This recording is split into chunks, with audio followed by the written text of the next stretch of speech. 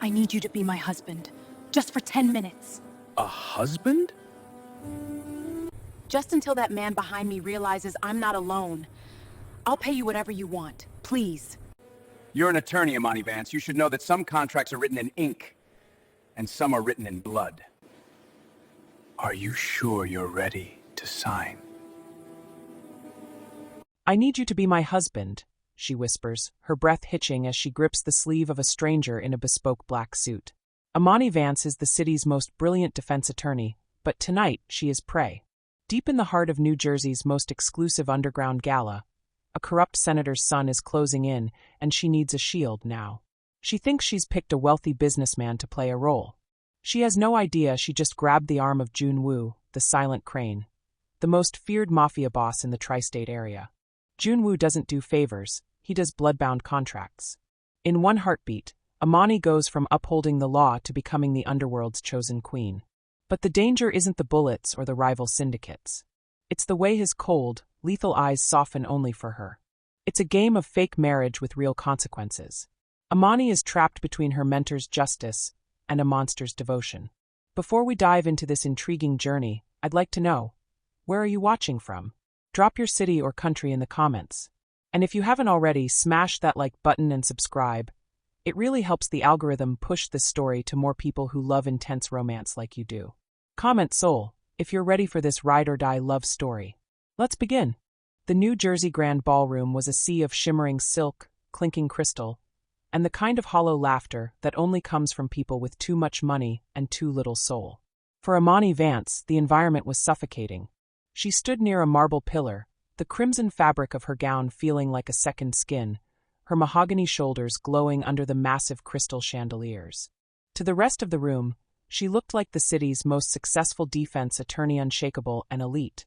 But underneath the silk, her heart was a drum, beating out a rhythm of pure survival. She could feel him before she heard him. Julian Vane. The senator's son was a predator who didn't understand the word no. For months, he had treated Amani's life like a game he was winning. He'd followed her to court, sent unwanted gifts to her apartment, and tonight, he looked like a man who was done waiting. Running away again, Amani? Julian's voice slithered behind her. He smelled of expensive bourbon and the arrogance of a man who had never been told no by a woman, especially not a woman from her neighborhood. My father is looking for a daughter-in-law to help clean up his image. You're perfect. You're smart, you're beautiful, and you're just the right amount of dangerous for the press. Let's go to the terrace. We can settle our future right now. Amani felt a wave of nausea. She scanned the room. Her father's old friends were too busy networking to notice her distress. Then, her eyes drifted to the back of the ballroom, toward a cordoned-off VIP lounge that seemed to exist in a different dimension. The air there didn't shimmer, it loomed. In the center of that darkness sat a man who looked like he had been carved out of the night itself. He was Korean, with sharp, aristocratic features and eyes that were so dark they seemed to pull the light out of the room. He was dressed in a bespoke charcoal suit, a glass of neat whiskey held in a hand that looked like it knew how to hold a weapon just as easily as a glass. This was Junwoo. She didn't know his name yet, but she knew the story's whispers of a ghost that controlled the New Jersey docks and the silent power of the city. Amani didn't pause to weigh the risks. She moved. She walked toward the VIP section with the purpose of a woman walking into a closing argument. Two massive guards, their faces expressionless and their jackets bulging with concealed firearms, stepped forward to block her path. Their presence was a wall of cold muscle. The man in the chair didn't look up, but he raised a single gloved finger. The guards stopped instantly, stepping back like shadows retreating from the light. Amani stepped into his personal space.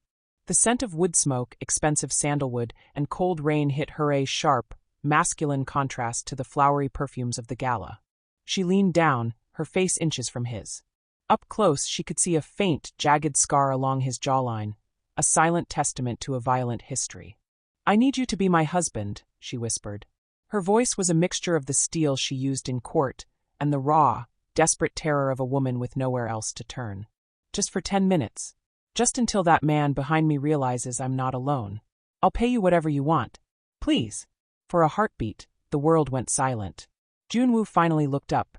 His eyes were like the deep ocean calm, dark and utterly terrifying. He studied her face, his gaze lingering on her mahogany skin, the defiance in her eyes, and the way her fingers were white-knuckled as she gripped his lapel. A slow, predatory smirk touched his lips. It wasn't the smile of a hero. It was the smile of a king who had just found a new territory to conquer. "Your husband?" His voice was a deep, silken rasp that vibrated in Amani's chest. "You're an attorney, Amani Vance.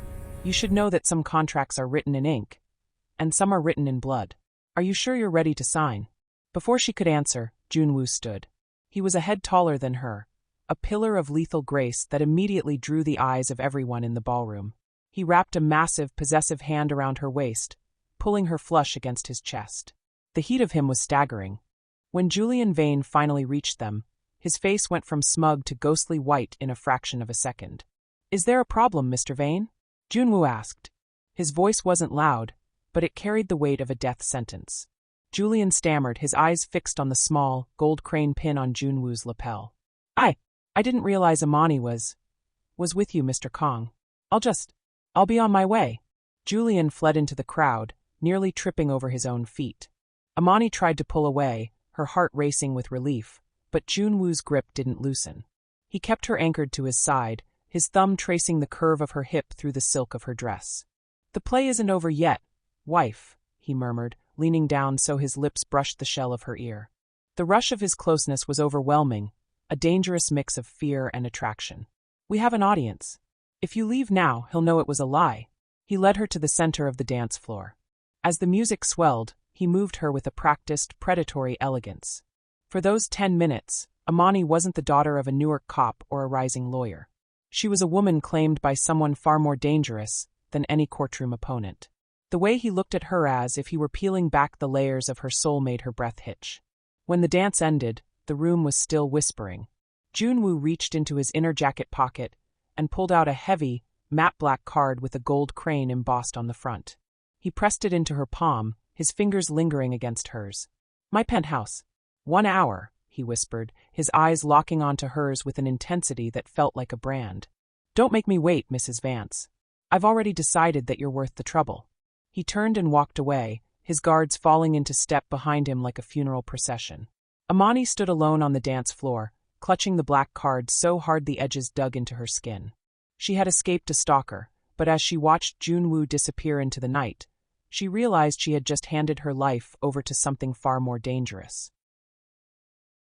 Amani didn't go to the penthouse that night.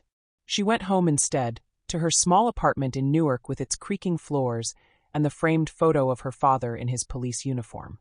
She sat at her kitchen table until 3 a.m., turning the black card over and over in her hands, researching everything she could find about Junwoo and the crane.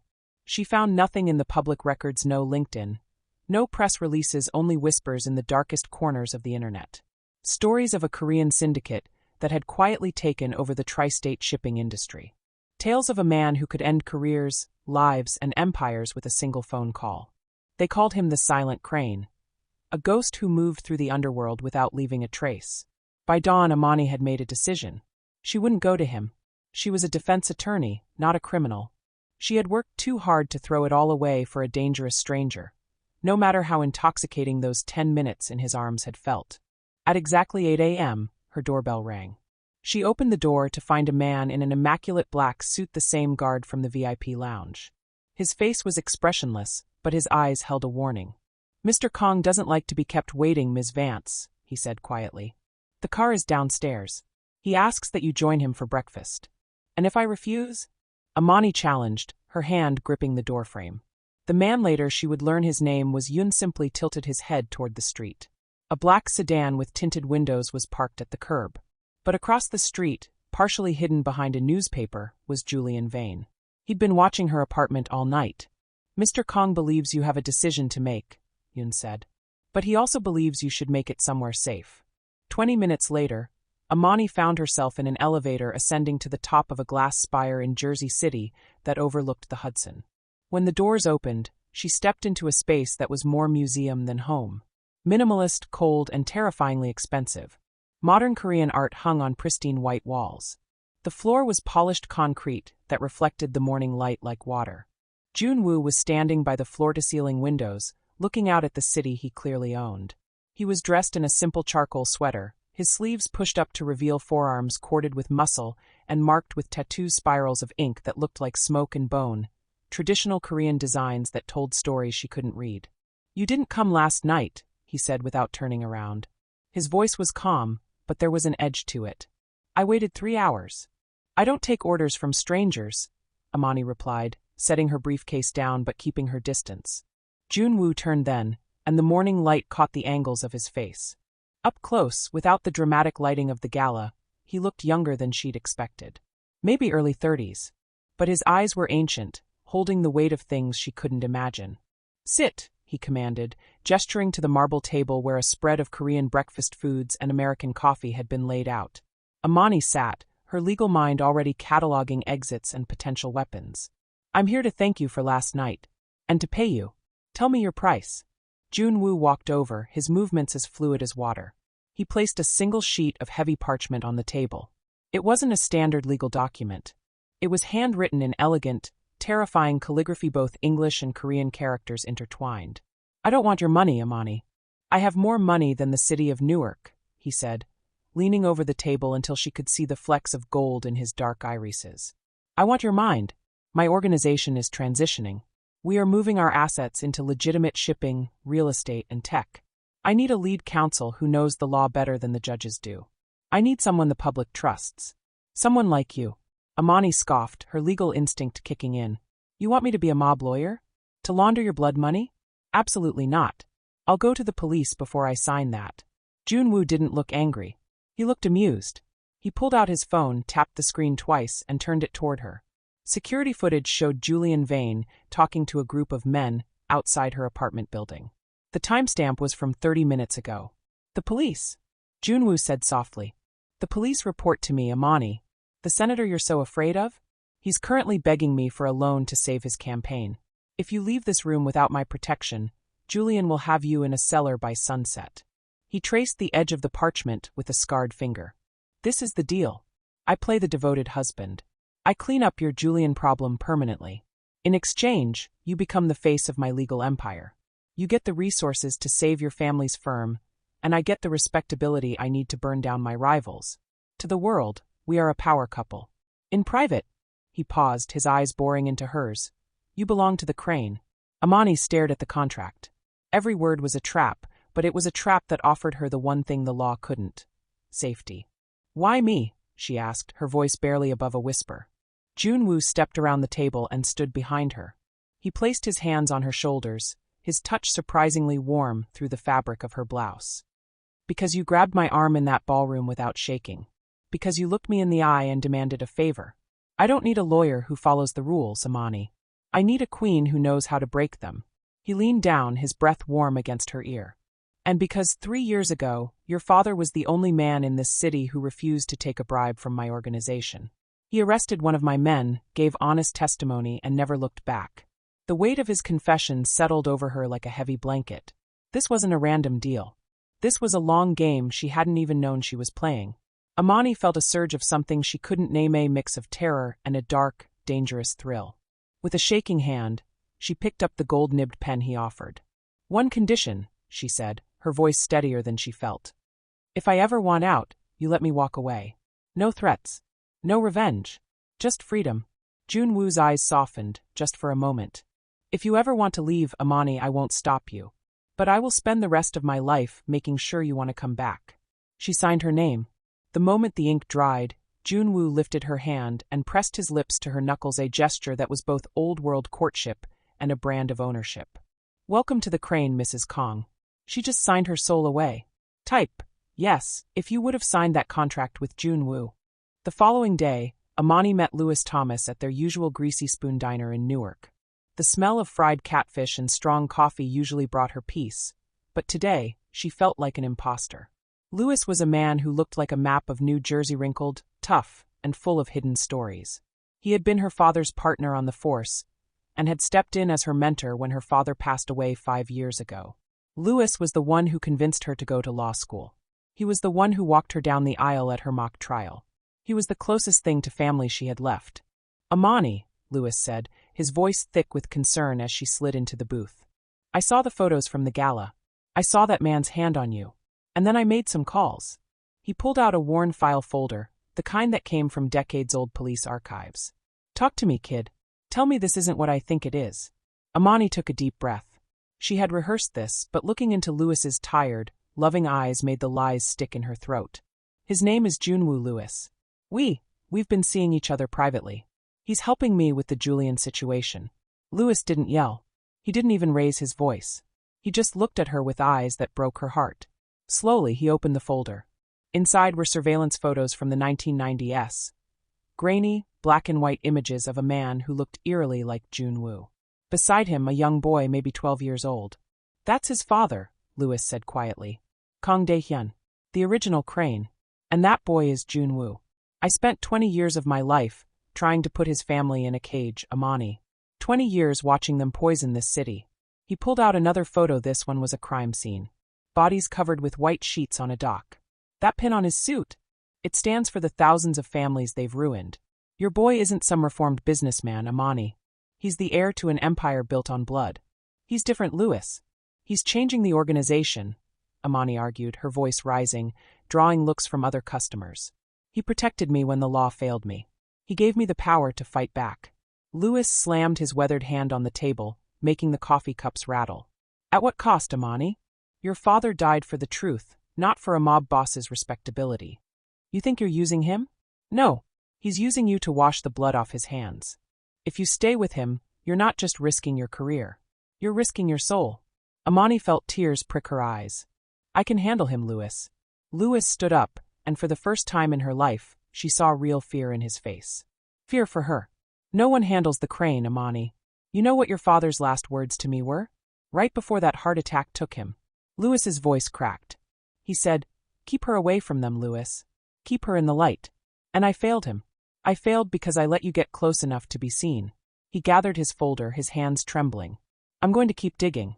Not to hurt you, but to save you. Because if you won't walk away from him, I'll have to be the one to pull you out, even if I have to put him in a cage to do it." As Lewis walked toward the door, Amani called out, "Lewis, wait." He turned, hope flickering in his eyes. "I love you," she said, her voice breaking. "You're the only father I have left. But I need you to trust me. Just this once, trust that I know what I'm doing." Lewis's face aged 10 years in that moment. "I do trust you, baby girl. It's him I don't trust. And that's what terrifies me." He walked out into the gray Newark afternoon. Through the diner window, Amani watched him get into his old sedan. She didn't see the black SUV parked across the street, or the way Yun was watching the entire exchange through tinted windows. But Lewis saw it. He locked eyes with Yun through the windshield, and in that moment, two protectors recognized each other. This was a war neither of them wanted, but both were prepared to fight. As Amani sat alone in the booth, her phone buzzed. A text from an unknown number. "Your mentor is a good man. It will be painful when he learns the truth. Jay." She looked out the window and saw the black sedan waiting at the curb. Junwoo's world was everywhere now. She wasn't just his lawyer or his fake wife. She was his completely. And in his world, there was no room for anyone who threatened what was his. Even a good man like Lewis Thomas. Lewis knows the truth. Should Amani listen to her mentor or follow her heart?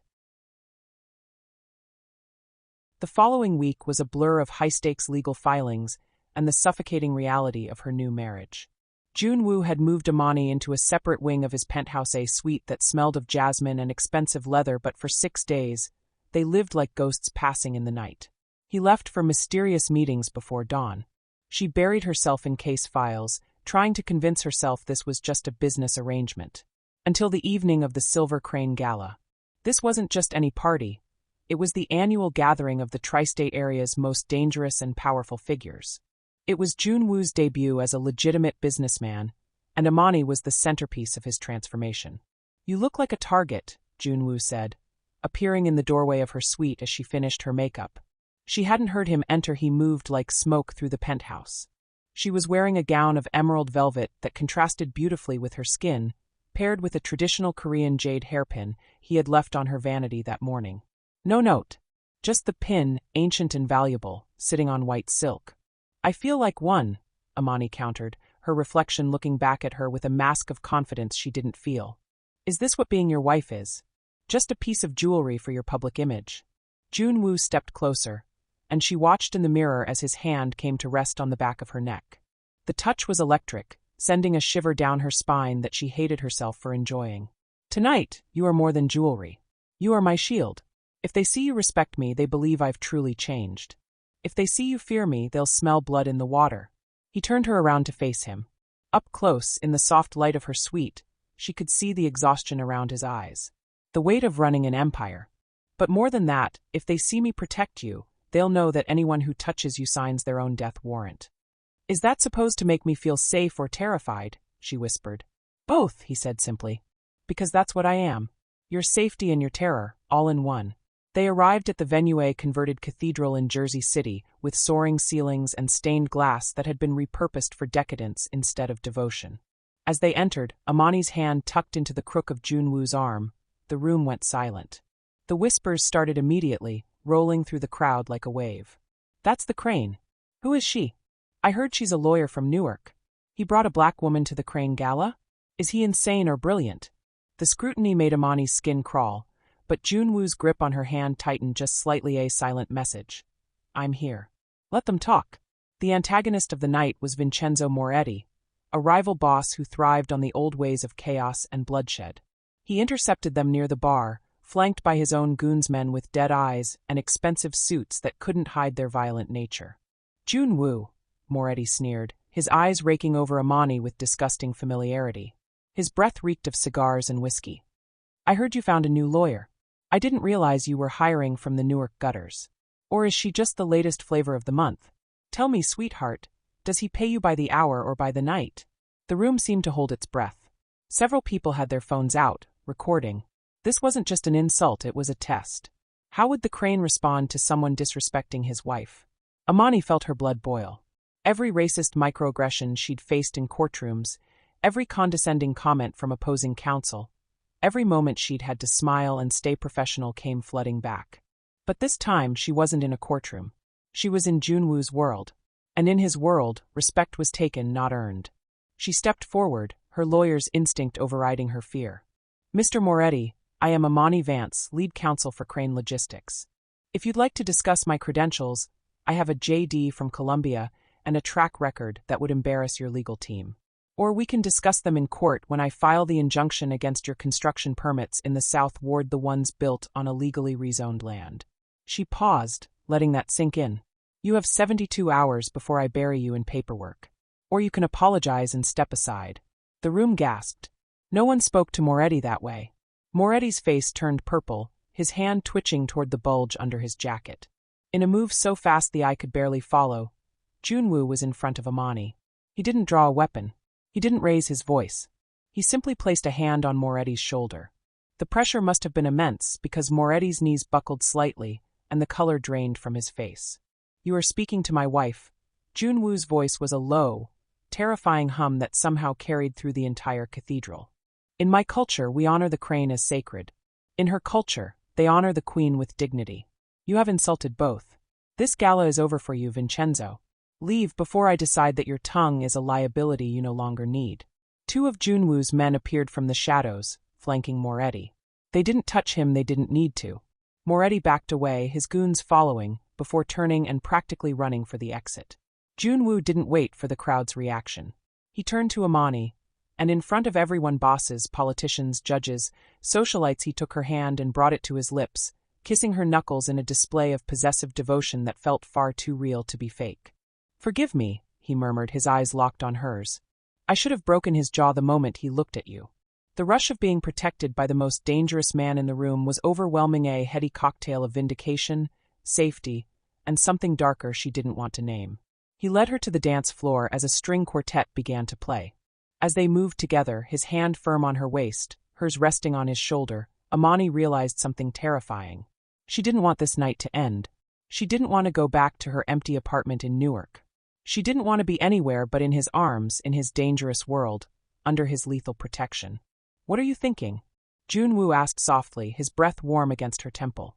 That I'm in trouble, she admitted. Because of me? Because of how safe I feel with you, when you're the most dangerous thing in my life. Junwoo's eyes darkened with something that looked like pain. Then I'm doing my job right. As the song ended, the crowd applauded not for the music, but for them. The Crane and his queen. A partnership that would either save the city or burn it to the ground. Amani couldn't sleep. It was 2 a.m., and the high of the gala had faded, leaving behind a cold realization that wrapped around her chest like a vice. She didn't know the man she was sharing a life with. She didn't know his favorite food, his fears, his dreams beyond empire building. She only knew the mask he wore for the world. While Junwoo was in a late-night meeting, which she'd learned was code for handling problems that couldn't be solved with lawyers, Amani found herself wandering the halls of the penthouse. The northern corridor beckoned like forbidden fruit. She reached the end, where a heavy door stood slightly ajar. Yun had told her this area was off-limits on her first day. But Amani was a defense attorney. Off-limits was just another word for evidence. Her hand trembled as she pushed the door open. Inside was a room that looked like a war room, and a shrine had collided. Filing cabinets lined one wall. The opposite wall was covered with monitors showing live feeds of the city, the docks, her old apartment building in Newark, the courthouse, even Lewis's house.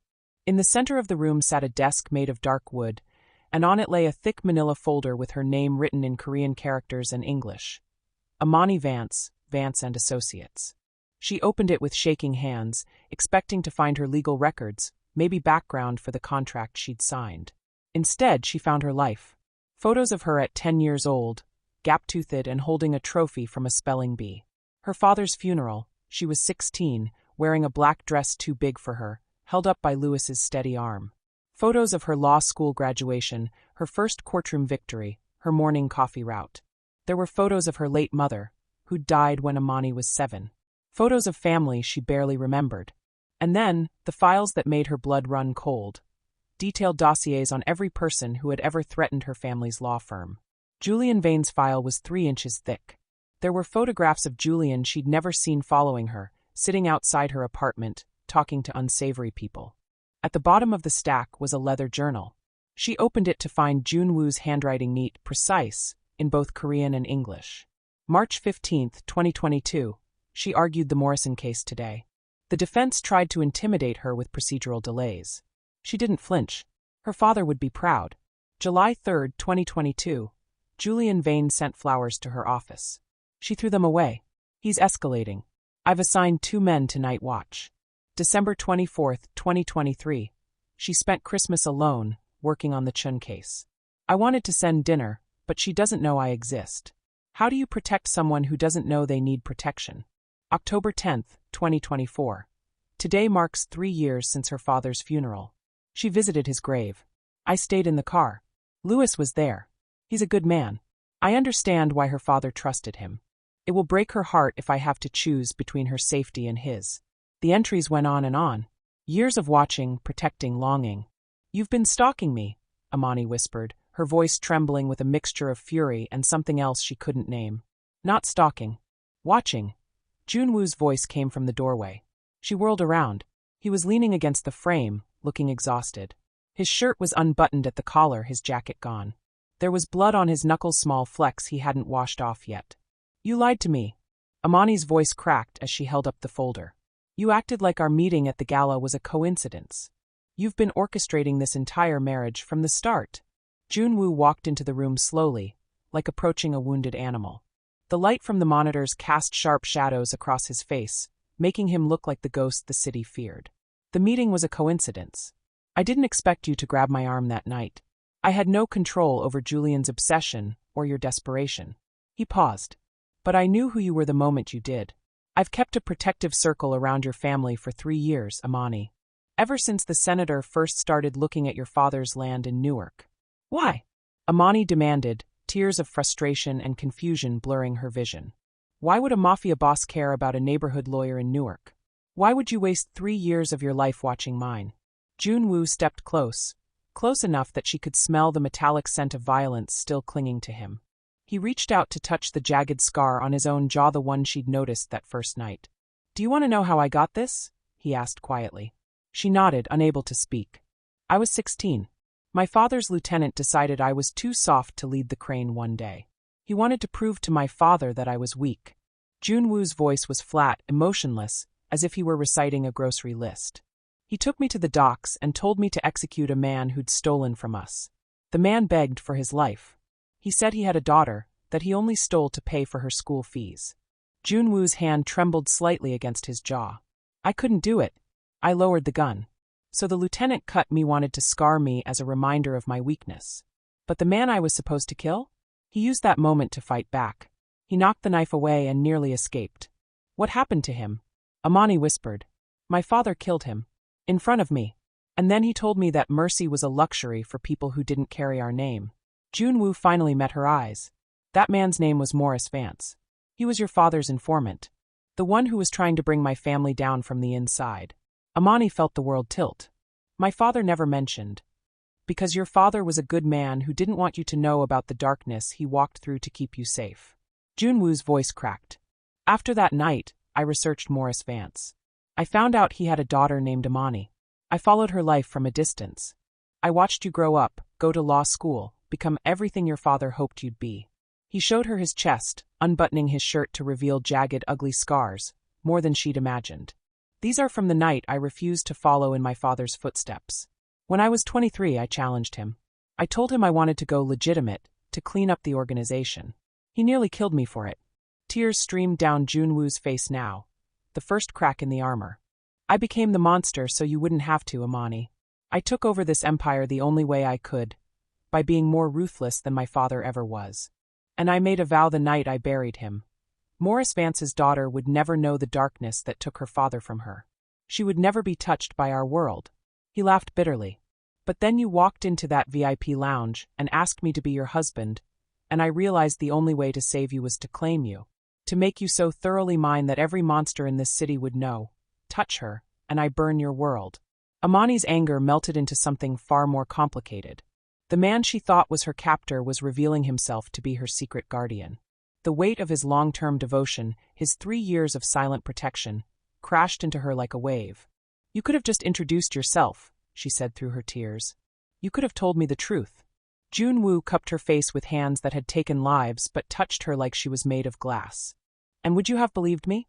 Would you have trusted the son of the man who killed your father's friend? Or would you have done exactly what you should do? Run as far from me as possible. He was right, and they both knew it. I don't know how to do this, Amani admitted, her voice small. I don't know how to be with someone who terrifies me and makes me feel safe at the same time.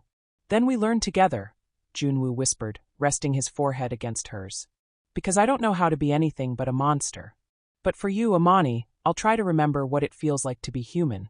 They stood there in the surveillance room, surrounded by years of obsessive protection and desperate longing, and for the first time, Amani didn't see the silent crane. She saw a lonely man who had been loving her from the shadows, waiting for the day she might love him back. The senator's son, Julian Vane, was a coward, but a coward with resources is a dangerous thing. After being humiliated at the gala, after watching Amani look at Junwoo with something that resembled affection, Julian didn't go to the police. He went to the Vultures, a rogue mercenary group that didn't care about the crane's reputation or his growing legitimacy. 3 days after the surveillance room confession, Amani was having a tense lunch with Lewis Thomas at an outdoor cafe in Hoboken. She'd been avoiding his calls, but he'd shown up at the penthouse that morning and refused to leave until she agreed to meet him. The air was crisp, the skyline of Manhattan glistening across the water. Couples walked by with coffee cups and dogs. It should have been peaceful. But Lewis was still cold toward her, his disappointment a physical weight between them.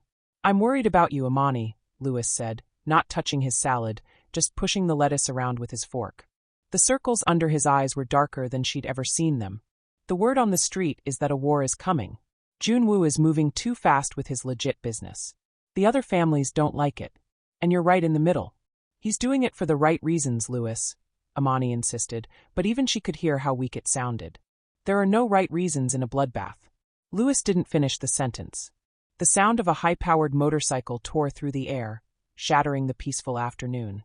Amani saw the flash of silver before she heard the shots. Pop, pop, pop. The cafe window exploded in a shower of glass. People screamed, dove under tables, ran in every direction. Lewis, with the instincts of a 30-year veteran, tackled Amani to the ground, his body shielding hers as bullets tore through the space where her head had been seconds before. Stay down, he roared, his service weapon already in his hand. He'd never stopped carrying it, even in retirement. Amani's ears were ringing. She could taste blood. She'd bitten her lip when Lewis knocked her down. Through the chaos, she saw the motorcycles. 3 of them, riders in black helmets, submachine guns, weaving through traffic like they'd rehearsed this dance. A black SUV screeched to a halt at the curb, and Yoon jumped out with 3 other Crane guards, returning fire with suppressed weapons that sounded like angry whispers compared to the motorcycle's roar. The street turned into a war zone. Tourists screamed and ran. Car alarms blared. Someone was crying for help. Amani looked up and saw one of the hitmen on a motorcycle circling back. He was aiming directly at Lewis's exposed back as the older man reloaded his weapon. Without thinking, without breathing, Amani reached into her purse. She felt the cold steel of the small handgun Jun-woo had forced her to carry 3 days ago, the one she had sworn she would never use. Her hands were shaking so badly she almost dropped it. "Amani, don't!" Lewis shouted, seeing what she was about to do. But she couldn't let Lewis die. Not for her. Not like this. She pulled the gun out, aimed at the motorcycle's center mass, the largest target, just like Jun-woo had shown her in the penthouse shooting range she'd refused to visit more than once, and pulled the trigger. The kickback nearly broke her wrist. The shot went wide, missing the rider but hitting the bike's fuel tank. The explosion was deafening. The motorcycle became a fireball, the rider flying through the air like a rag doll before slamming into a parked car. Amani stared at her hands. They were steady now. The girl who had upheld the law, who had argued for justice in courtrooms, had just fired a weapon in broad daylight. Had just possibly killed someone. The world seemed to move in slow motion. The other motorcycles fled. Yoon and his team secured the perimeter. Sirens wailed in the distance. Real police this time, not the ones on Jun-woo's payroll. And then Jun-woo was there. She didn't know how he'd arrived so fast, but suddenly he was dropping to his knees in front of her, his hands framing her face, his eyes wild with something she'd never seen before, fear. "Are you hurt? Look at me, Amani. Are you hurt?" His hands were everywhere, checking for wounds, for blood, for anything that would tell him she was broken. "I'm fine," she whispered, but she wasn't fine. She was staring at her hands, at the gun still clutched in her fingers. Jun-woo gently took the weapon from her, safetied it, handed it to Yoon. Then he pulled her into his chest, his heart hammering against her ear. "You're safe. I've got you. You're safe." But she wasn't safe. She would never be safe again. She looked over Jun-woo's shoulder and saw Lewis, who was staring at her with a mixture of horror and heartbreak. She had crossed the line. She'd fired a weapon to protect Jun-woo's men, to stay alive in Jun-woo's world. She wasn't Amani Vance, defense attorney, anymore. She was a Crane, and there was no going back. Lewis was the one who spoke to the police, explained it as a random attack, a case of mistaken identity. The officers knew better, but they also knew Jun-woo's reach. The case would be buried by morning. As they prepared to leave, Lewis grabbed Amani's arm. Jun-woo's guards tensed, but Jun-woo held up a hand, giving them space. "You pulled that trigger without hesitation," Lewis said, his voice breaking. "Do you understand what that means? You just became what your father spent his whole life fighting against." "I saved your life," Amani shot back, tears streaming down her face. "And I wish you'd let me die," Lewis said, and the pain in his voice was unbearable. "Because the Amani I raised would have called for help, would have trusted the law. But you," he looked at Jun-woo with naked hatred. "You trust him now. You trust the monster more than you trust the badge. Lewis, I love you, baby girl. I love you so much it's killing me to watch this." Lewis's voice dropped to a whisper. "But I can't save you if you don't want to be saved. And I can't stand by and watch him turn you into something your daddy would weep over." He stepped back, holstering his weapon. "I'm done, Amani. I'm done watching. But I'm not done fighting. And if that means I have to take down the Crane to get you back, then that's what I'll do." He walked away, and this time Amani didn't call after him. Jun-woo's arm came around her waist, solid and grounding. "He'll come around," he murmured into her hair. "No," Amani said quietly, watching Lewis disappear into the crowd. "He won't. And that's my fault." "It's Julian's fault," Jun-woo corrected, his voice turning to ice. "And I'm going to make sure he pays for every tear on your face." As they drove back to the penthouse, Amani realized with cold clarity. She was at war now. Not with guns and streets, but with the law she'd once believed in, and the man she once called father. And she had just chosen her side, to keep Amani safe while the heat from the shootout died down. And while Jun-woo's people hunted Julian Vane like the animal he was, Jun-woo took Amani to the Nest, a hidden estate deep in the Jersey Pine Barrens where his inner circle lived. The drive took 2 hours through increasingly remote roads until they arrived at a compound that looked like it belonged in rural Korea, not New Jersey. Traditional Hanok architecture blended seamlessly with modern security. Cameras hidden in eaves, guards patrolling gardens, technology and tradition in perfect fusion. This was the first time Amani saw the human side of Junwoo's world. She was introduced to Sua, Junwoo's younger sister. Sua was 24, vibrant, kind, with her brother's dark eyes but without the weight of violence in them. She wore a college sweatshirt, Princeton pre-med, and had her hair in a messy bun. "You're real!" Sua gasped when she saw Amani, then launched herself at her brother. "You actually brought her here. I thought you were making her up." "Sua, please don't," Junwoo started, but it was too late. "He talks about you constantly," Sua whispered to Amani as she pulled her into the traditional tea room, away from Junwoo's protective hovering. The room smelled of jasmine and old wood. "Ever since I was in high school, he's been obsessed. I thought it was creepy at first, but then I realized, he thinks he's a monster, but he has the heart of a poet. He just had to bury it to keep us alive." "What do you mean, keep you alive?" Amani asked, sinking onto the floor cushions. Sua's face grew serious. "Our father, he wasn't a good man. When Junwoo was 23, father found out he wanted to leave the organization, wanted to go legitimate. Father said if Junwoo didn't prove his loyalty, he'd kill me to show Junwoo what weakness cost." Amani's blood ran cold. "So Junwoo proved it," Sua continued, her voice distant. "He did terrible things to show father he was loyal. And then, when father's guard was down, when father thought he'd won." She paused. "Junwoo killed him. Made it look like a rival hit.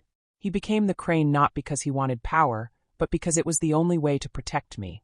She looked at Amani with tears in her eyes. "You're the first person he's brought here.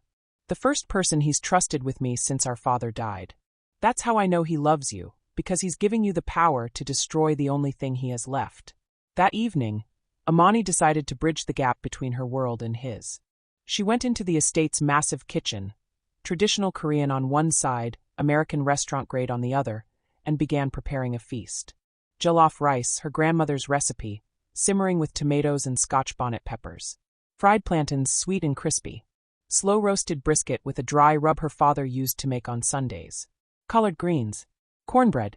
The scent of her heritage filled the cold, sterile halls of the Crane estate. When Junwoo entered the kitchen, following the smell like a man hypnotized, he stopped in the doorway. He watched as Amani moved with grace and confidence, her hair tied back in a wrap, laughing with Sua about something, looking more at home in his world than she ever had in her own apartment. For a moment, the silent Crane disappeared. He looked like a man who was finally home. "You cooked," he said, his voice rough with emotion. "I fed your army," Amani corrected, gesturing to the guards who were eyeing the spread like it might be poisoned, too afraid to touch it without permission. "Everyone eats. That's how it works in my family." Junwoo gave a small nod, and suddenly the guards descended like locusts. The tea room filled with laughter, Korean guards trying jollof rice for the first time, declaring it spicy but good, trading stories with Sua, asking Amani about her father. Junwoo took a bite of the jollof rice, his eyes widening. "It's aggressive." "It's life," Amani replied softly, watching him. "Not everything good is subtle." He smiled, a real smile, not the predatory smirk or the cold mask. Just a man enjoying a meal with people he loved.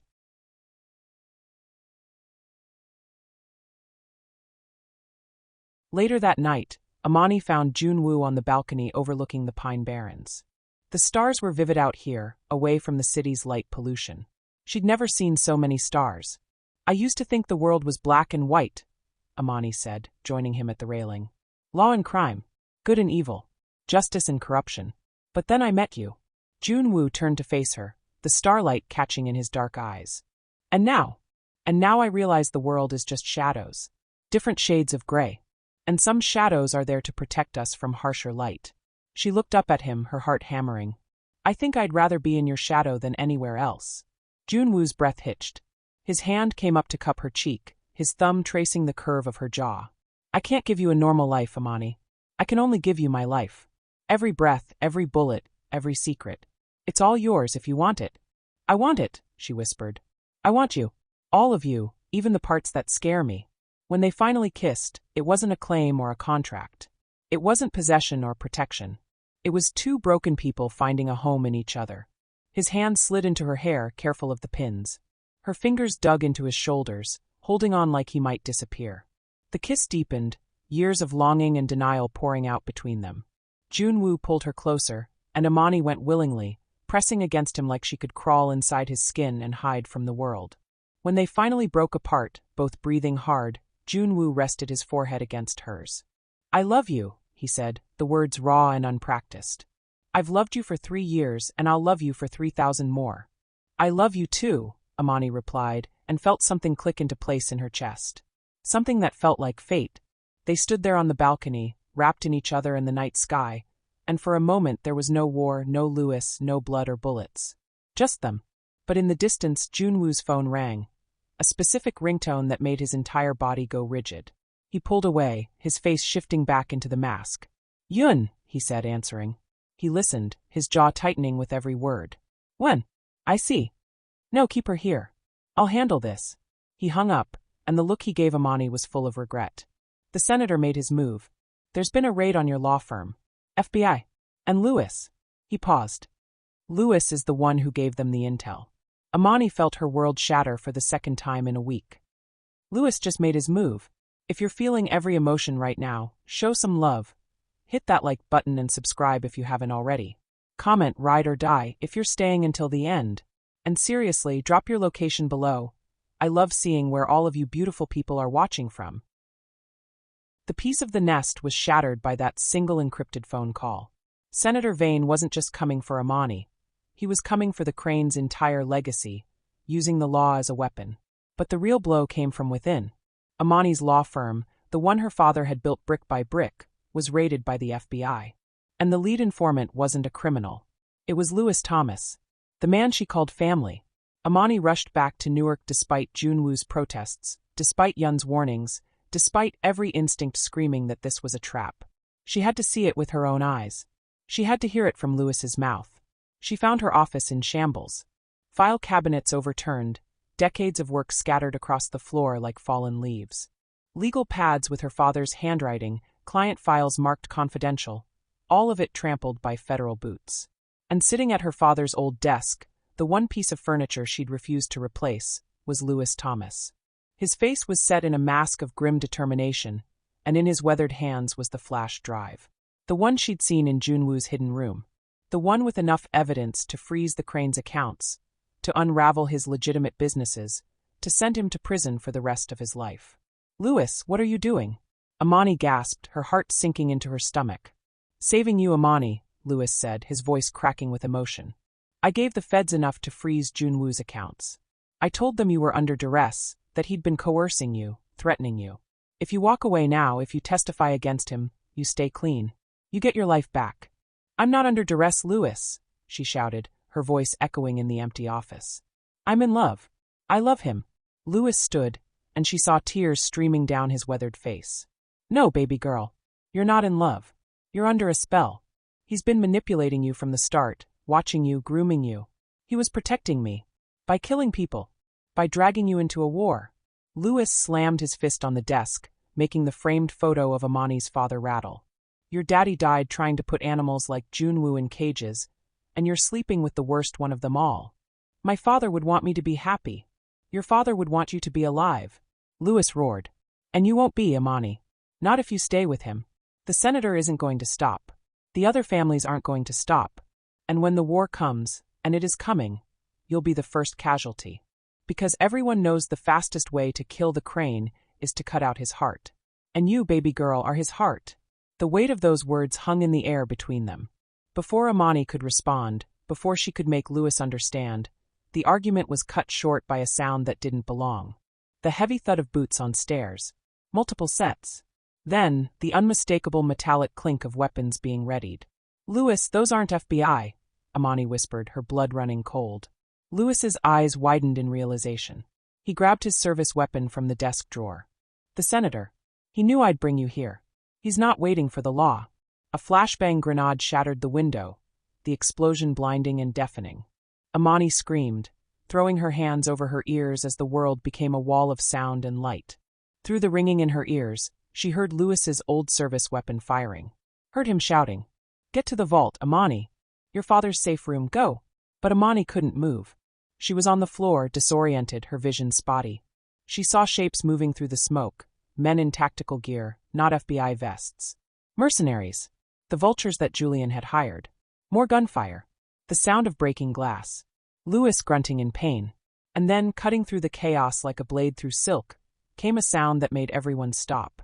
The distinctive whisper of a suppressed weapon. Then another. Then silence. Through the smoke, a figure emerged.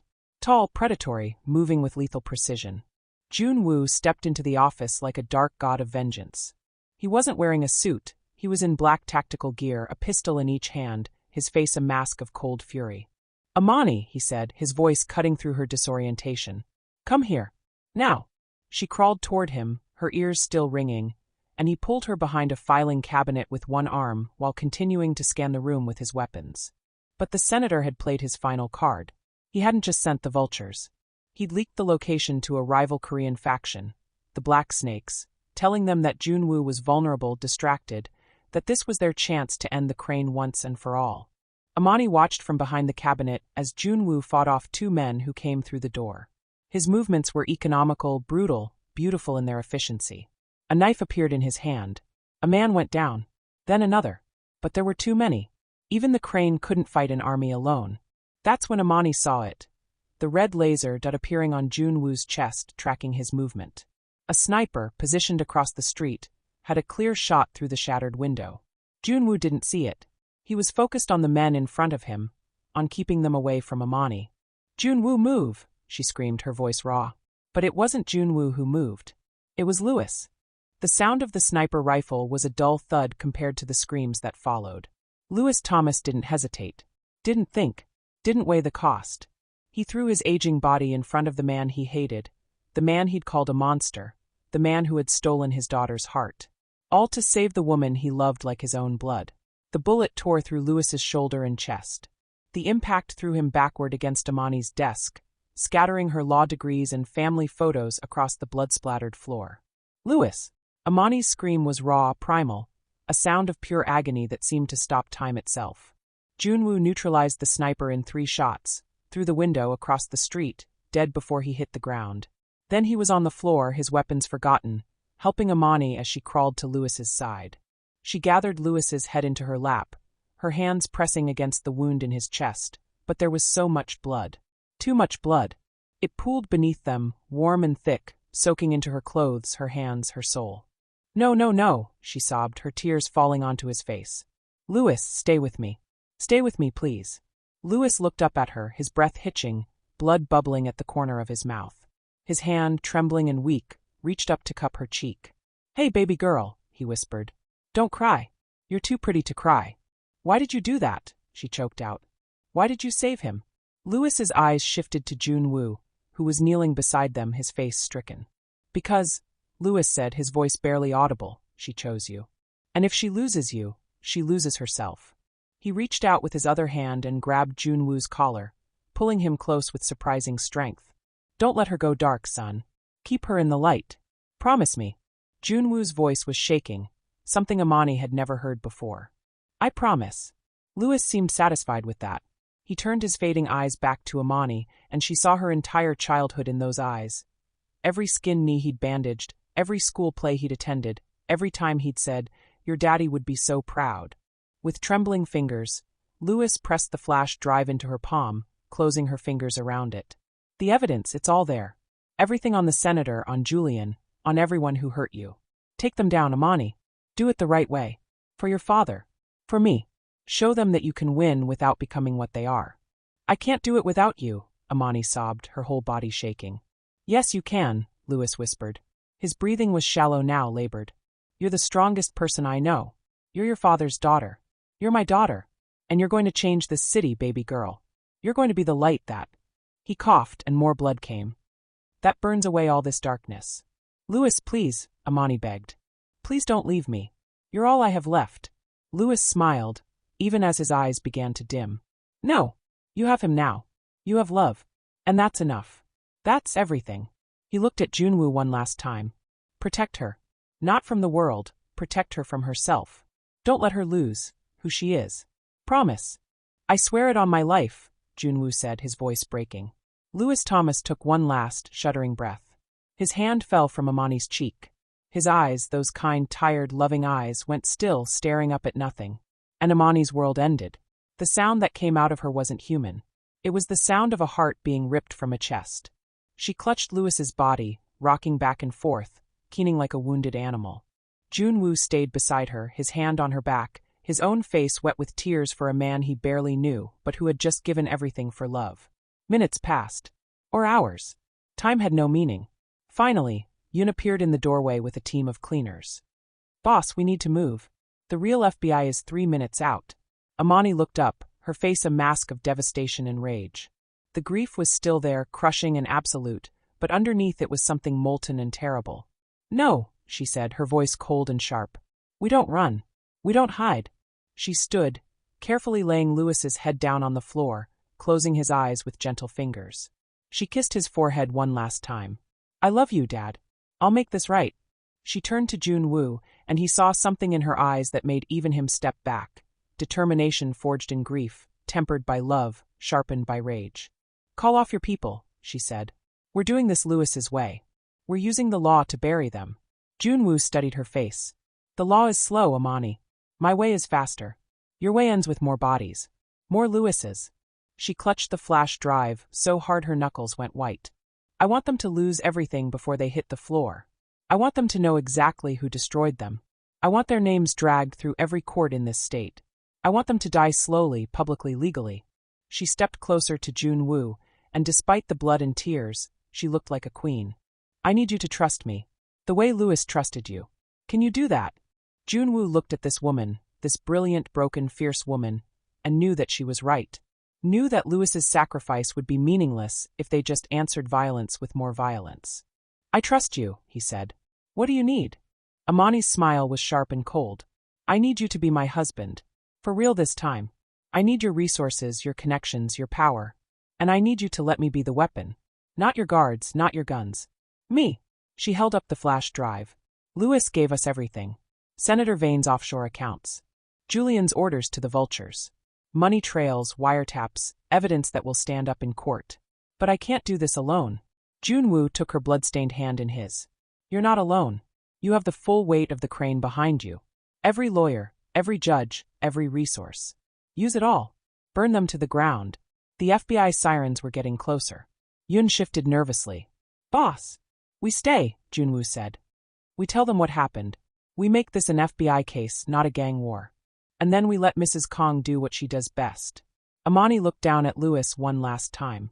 At the badge still pinned to his belt, at the gun he died holding, at the man who had loved her enough to sacrifice everything.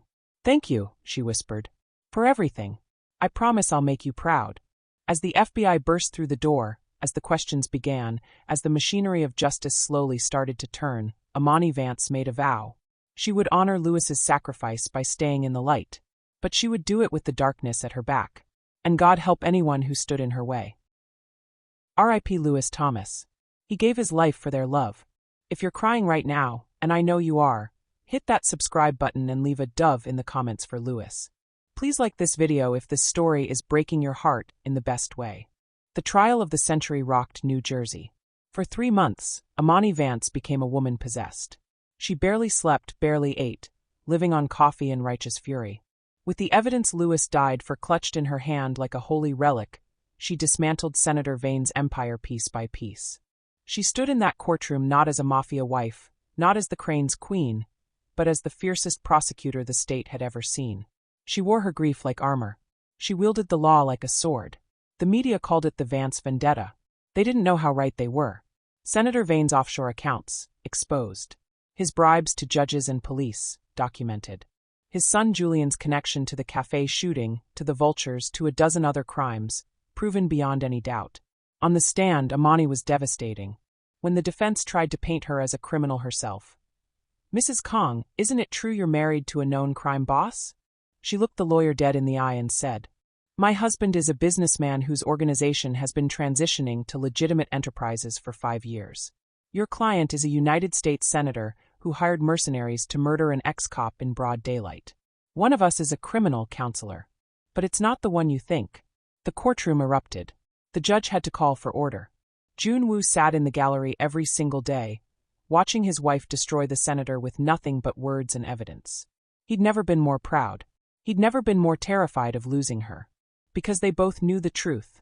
To clear Amani's name completely, to ensure she could continue her career without the shadow of the Crane hanging over her, Junwoo would have to disappear. The feds needed a scapegoat. They needed someone to blame for the warehouse shootout, for the bodies that kept turning up, for the war that had nearly consumed the city. They needed the Crane to die. The verdict came down on a Tuesday. Senator Vane, guilty on all counts. Life without parole. Julian Vane took a plea deal. 20 years in federal prison, eligible for parole in 12 if he behaved. Amani should have felt victorious. Instead, she felt hollow. That night, Junwoo came to her in the apartment she'd been staying in during the trial. Not the penthouse, not the nest, just a small place in Jersey City where she could pretend to be normal. "The boat is ready," he said without preamble. Amani looked up from the case files she'd been organizing, Lewis's final cases, the ones she'd promised to finish for him. "Already. The feds are closing in. They know the Crane survived the shootout. They know someone has been helping you.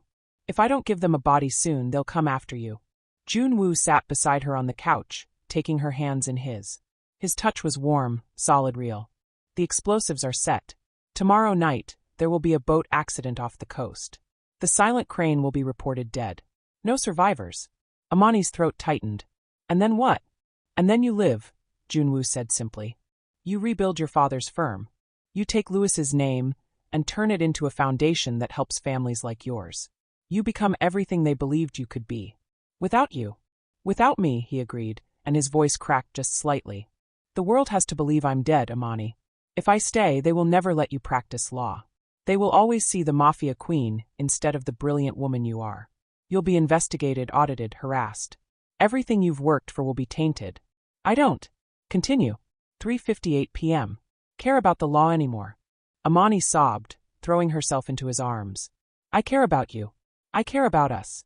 Junwoo held her tight, his face buried in her hair, breathing her in like he could memorize her scent. "I know, but I care about your soul. Lewis made me promise to keep you in the light. And I can't do that if I'm the darkness pulling you down." He pulled back, framing her face with his hands, his thumbs wiping away her tears. "I am the Crane. I fly where I am needed. And right now you need me to fly away so you can soar." From his pocket, he pulled out a final black card. But this one was different. It wasn't a key to a penthouse or a summons to a meeting. It was a deed. "The Lewis Thomas Foundation for Legal Aid," Junwoo said, pressing it into her hands. "I liquidated half my assets. All clean money, all legal. It's yours. Use it to help people who can't afford justice. Make his sacrifice mean something." Amani stared at the deed through her tears. $50 million. A building in Newark already purchased. Staff already hired. Everything ready to launch. "And this," Junwoo added, pulling out a small envelope. Inside was a single piece of paper with coordinates. "When the stars are right, when you're ready, find me." "How will I know when the stars are right?" she whispered. Junwoo smiled, sad and beautiful. "You'll know. Because you'll look up at the sky and realize you can't breathe without me. And then you'll come." They made love that night like it was the last time, because it was. They imprinted every touch, every kiss, every whispered word onto their souls. When Amani finally fell asleep in his arms, Junwoo stayed awake, watching her, memorizing the way she looked at peace. At dawn, he slipped out of bed, dressed, and left. He didn't say goodbye. He couldn't. The explosion made the evening news. A boat 3 miles off the coast had caught fire and exploded. No survivors. The body of Junwoo Kong, known to authorities as the Silent Crane, was presumed destroyed in the blast. Amani Vance, the grieving widow, gave a statement to the press. She looked devastated, which wasn't hard, she was. But she also looked determined. "My husband was trying to leave his past behind," she said to the cameras. "He wanted to build something legitimate, something good. His death is a tragedy, but I won't let his efforts die with him. The Lewis Thomas Foundation will open next month, dedicated to providing legal aid to families who can't afford it. Because that's what Lewis would have wanted. That's what Junwoo wanted. And that's what I'm going to spend the rest of my life fighting for." The public loved her. The widow turning tragedy into purpose. The lawyer honoring her mentor and her husband. It was a perfect narrative. And it was mostly true. 6 months later, Amani stood at the airport, her carry-on bag light, her heart heavy. The Lewis Thomas Foundation was thriving. She'd won 12 cases in 6 months. She'd helped 30 families stay in their homes. She'd hired 3 new lawyers, all from underprivileged backgrounds like hers. She'd done everything right. and she'd been dying inside every single day. 3 nights ago, she'd been on her balcony, looking up at the stars, and she realized she couldn't breathe. The air in Newark felt thin. The victory felt hollow. The light Lewis had wanted her to stay in felt cold without Junwoo's darkness to balance it. She'd pulled out the envelope. Read the coordinates. Booked a flight. Now, stepping off a small ferry onto the island of Jeju, South Korea, Amani felt like she could breathe again for the first time in 6 months. She wore a simple linen dress, her hair natural and free. No courtroom armor, no press-ready smile. Just her. She followed the coordinates through tourist traps and crowded streets, deeper into the island, up into the lush green hills where orange groves grew wild and the ocean roared in the distance. She reached a secluded villa overlooking the sea. Traditional Korean architecture with modern touches. A garden in full bloom. And in that garden, tending to the soil with his back to her, was a man in a simple white shirt, sleeves rolled up, hands in the earth. Amani stopped at the gate, her heart in her throat. "I told you I'd find you," she said. Junwoo turned. The scars were still there. The one on his jaw, the ones on his chest she knew were hidden beneath his shirt. But the hardness in his eyes had melted into something soft, something human, something that looked like hope. He didn't say a word. He simply opened his arms. Amani ran. She crossed the garden in seconds and threw herself into his embrace, and he caught her like he'd been waiting his whole life for this moment. They stood there for a long time, held together by the memory of a mentor's sacrifice and a love that had crossed an ocean. She was crying. He was crying. Neither of them cared. "Welcome home, Mrs. Kong," he finally whispered into her hair. Amani pulled back just enough to look at him, her hands framing his face, relearning every angle. "I'm not Mrs. Kong anymore, remember? Legally, I'm just Amani." "To the world, maybe," Junwoo said, kissing her forehead, her nose, her lips. "But to me, you are the only law I'll ever follow." She laughed through her tears. "That's terrible. You can't say things like that." "I can," he murmured against her lips. "Because you're the only one who hears me." They couldn't go back to New Jersey. They couldn't live in the full light of the world. But here, in this hidden corner of Jeju, they had something better. Peace. Love. A future. Sua had already made plans to visit next month. She was in her last year of med school, talking about opening a clinic on the island. Yun sent monthly reports about the businesses Junwoo had left behind, now fully legitimate, run by people who believed in the new vision. The Crane's legacy wasn't destruction anymore. It was transformation. And as the sun set over the Korean Sea, painting the sky in shades of gold and crimson, Amani realized something. Lewis had been right. Junwoo had kept his promise. She'd stayed in the light. But Junwoo had been right too. Some contracts are written in blood, and those are the ones that last forever. "I love you," she whispered. "I love you more," he replied. "Impossible. Watch me prove it." And as the stars came out one by one above them, the same stars that Lewis might be watching from wherever good men go, Amani and Junwoo began their new life. Together. Free. Home. Amani Vance walked into a gala as a desperate woman and left as a queen. She gained a husband, lost a father, and learned that sometimes justice isn't black and white. It's written in the blood of those who love you most. Lewis Thomas gave his life so 2 broken people could find peace. The senator's empire fell. Julian Vane's arrogance cost him his freedom. The Crane disappeared into legend. And in a small villa in Jeju, overlooking waters that stretched between 2 worlds, love finally found its home. Junwoo was right. Some contracts are written in ink. Others are written in blood. But the rarest contracts? They're written in sacrifice. And those are the ones that can never be broken. If Lewis Thomas's sacrifice broke your heart, leave a dove in the comments. If you believe Amani and Junwoo earned their ending, drop a black flag below. And tell me, would you give up your identity for the one you love? Or would you fight to stay in the light? Subscribe for more stories where love is the most dangerous game of all. Because sometimes, the only way to find yourself is to lose everything first.